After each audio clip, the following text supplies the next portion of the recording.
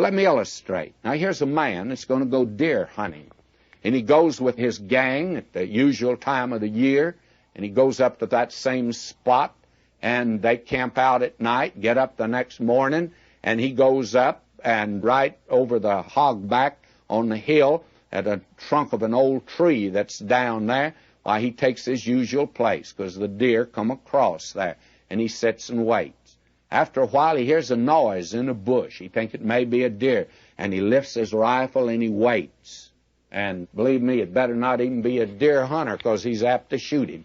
But he's watching, you see, for a deer. Now, about 2 weeks later, you meet this same man down on the street at the main street corner in your town. And you see him there. He's looking down this street, looking down that street, and you know he's waiting for somebody. And he sure is watching. You go up to him and you say, well, who you looking for? Oh, he says, my wife. She's 45 minutes late. You see, he's watching for deer again, but it's different deer, but he's watching in a little different way. Before he had his deer gun. Now he sort of wishes he had it with him again. She's 45 minutes late, but it's against the law for him to shoot her in no open season. So he doesn't have his deer gun. He's watching in a different way, you see.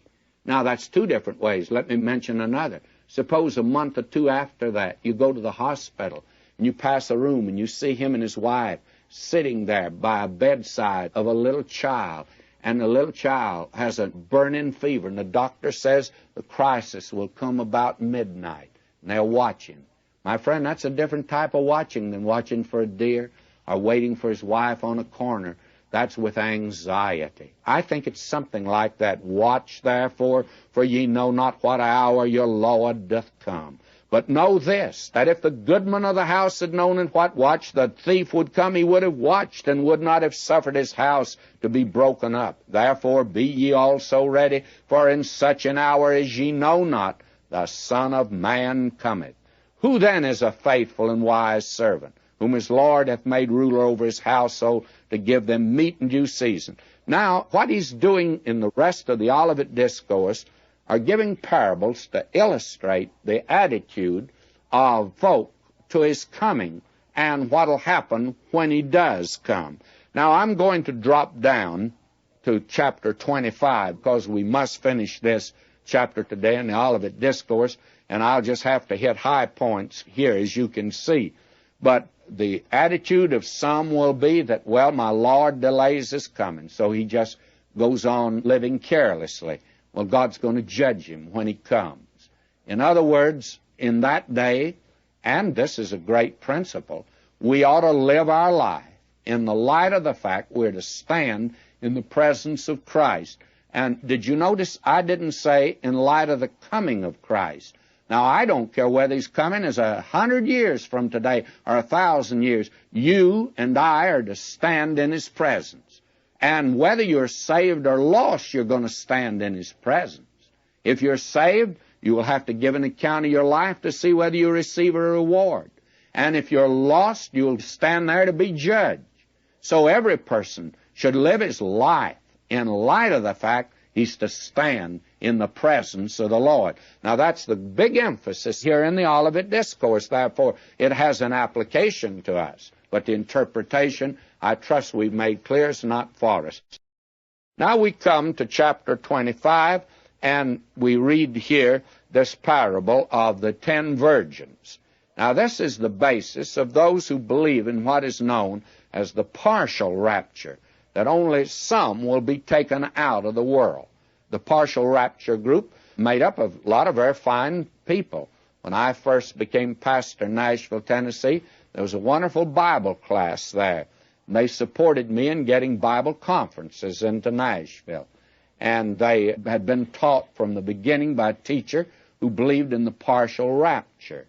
And very candidly, I feel the partial rapture ministers to spiritual snobbery. That is, I never met one of that group that didn't think he's with the 5 wise virgins. I never met a foolish virgin in all my life. They're all wise, that crowd.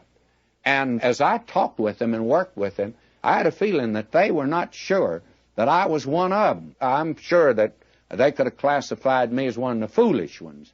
But it does lead to spiritual snobbery. Now, I thank God when they rapture takes place, every believer's going out. And we're all going out, nobody on the basis of merit. We're all leaving because of the grace of God. He saves us by grace. He keeps us by grace. He'll take us out of this world by grace. And when we've been there 10 million years, we'll be there by the grace of God, my friend. So that the 10 virgins do not refer to the church. It refers to the nation Israel.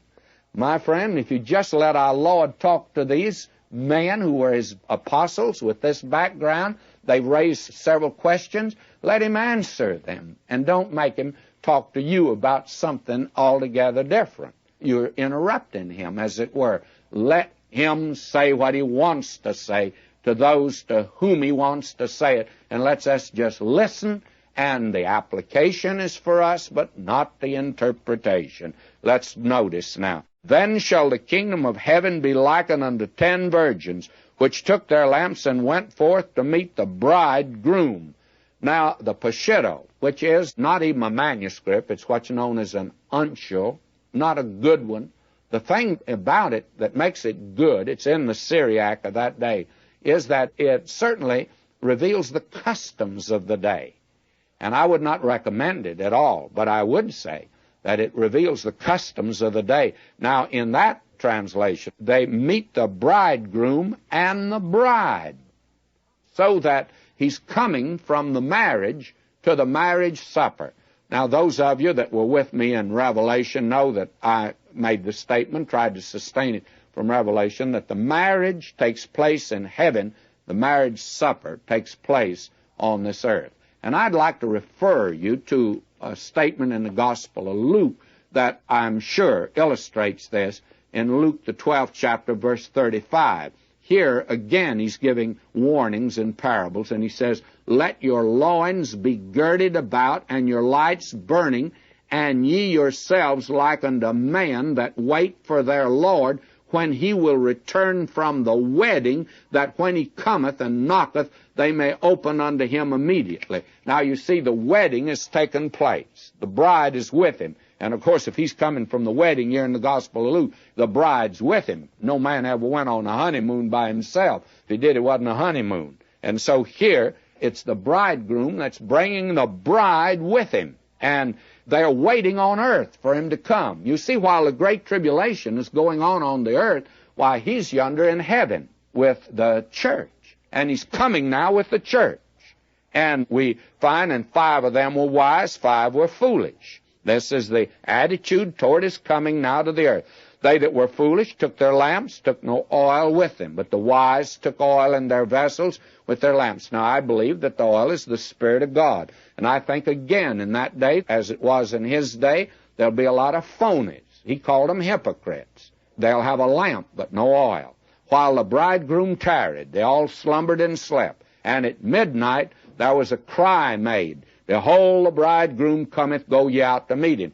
Then all those virgins arose, trimmed their lamps. They all slept, but some were genuine, you see. Some had oil. The others did not have the Holy Spirit. Now, I believe that that is the interpretation of this. And he concludes it by saying, verse 13, Watch therefore, for ye know neither the day nor the hour wherein the Son of Man cometh. And it's the day nor the hour now, you see, not the year or the century. The day and the hour. And the attitude during this period is to watch. That is the important thing for them to do.